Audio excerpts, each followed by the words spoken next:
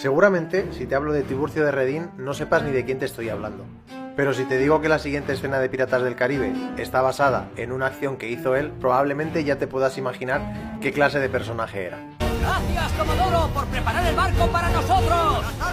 Y es que el buen Tiburcio tenía un poco de Jack Sparrow, es decir, el tío era muy bueno en todo lo que se proponía, pero también era un poco prenda. Y lo que venía siendo acatar órdenes, pues no era lo suyo.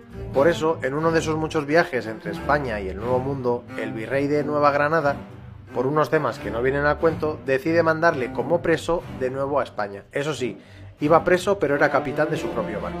Y en estas le dan el chivatazo de que los holandeses, mejor dicho, los piratas holandeses, estaban por la zona haciendo de las suyas y sabía que querían atacar su barco.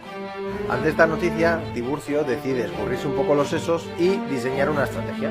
Y esta consistía en lo siguiente: llenar el barco de piedras para que pareciera que iba hasta la bola de oro y además inutilizar todos los cañones del propio barco, metiéndoles todo lo que había dentro del propio barco para que no pudieran pegar ni un solo cañonazo.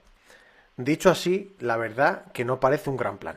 Pero además de esto, Tiburcio se hace pasar por tremendamente enfermo y le dice a toda su tripulación que cuando los holandeses se aproximen a su barco digan que capitulan el barco, es decir, lo rinden, y que lo hacen porque su capitán está tremendamente enfermo a punto de estirar la pata.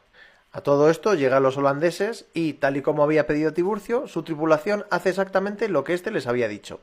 Cuando los holandeses pasan al barco de los españoles, el capitán, que era pirata, pero era muy capitán y muy caballeroso, decide presentarle respetos en el camarote de Tiburcio, y, craso error, ya que según entra en el camarote a presentarle respetos, Tiburcio le pega un tiro y lo deja en el sitio.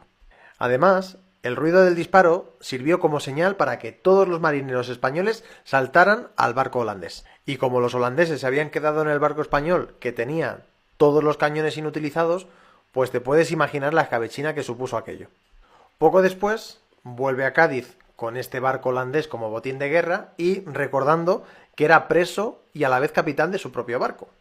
Viendo todo esto, Felipe IV lo reclama su presencia y, reconociendo que estaba como las maracas de Machín pero que era muy buen soldado, decide nombrarle gobernador de la Armada de Cataluña.